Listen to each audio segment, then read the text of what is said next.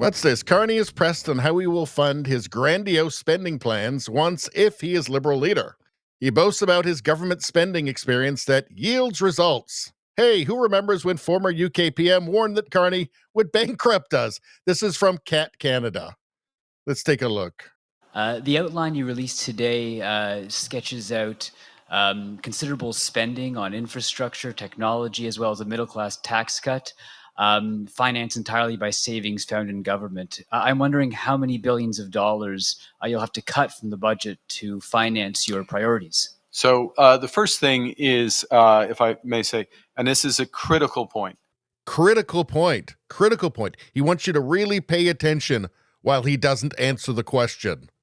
What we're looking to be much more disciplined around is the programs of the government or any direct investment of the government, that it catalyzes many multiples of private investment.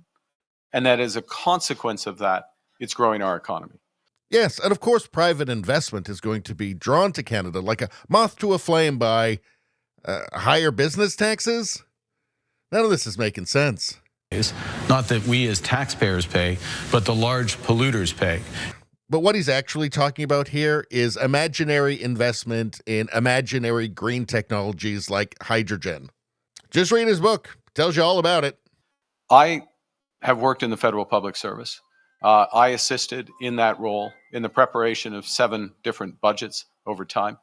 I have seen both how to do program reviews of government spending that yields results, and how not to do it to yield results. Yeah, I think heavily weighted on the not yielding results part of that.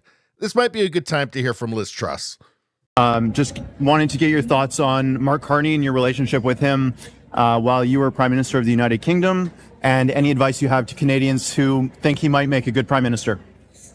Well, Mark Carney was Governor of the Bank of England, and under his tenure, too much money was printed, which did damage to the British economy and put our economy off track.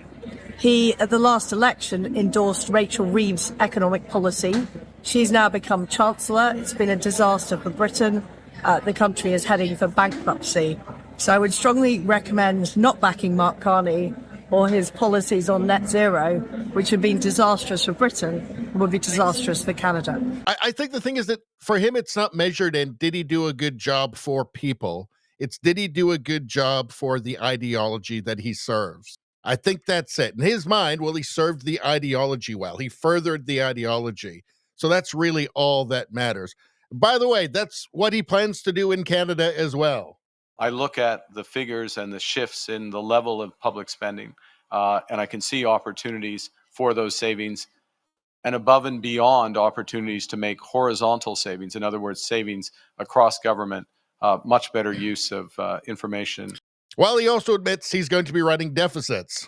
So it doesn't make any sense. He's a liar. He's concerned with forwarding his ideology for himself and for the only people that he actually cares about, which are his peers, which are the other technocrat globalists.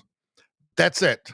And by the way, when he loses the next election, he'll be straight back at Brookfield again, heading up their ESG division. He'll be right back. He'll be back working with the UN again. He'll be back to his normal life. People will charge me as being elitist or a globalist, to use that term, which is, well, that's exactly, it happens to be exactly what we need.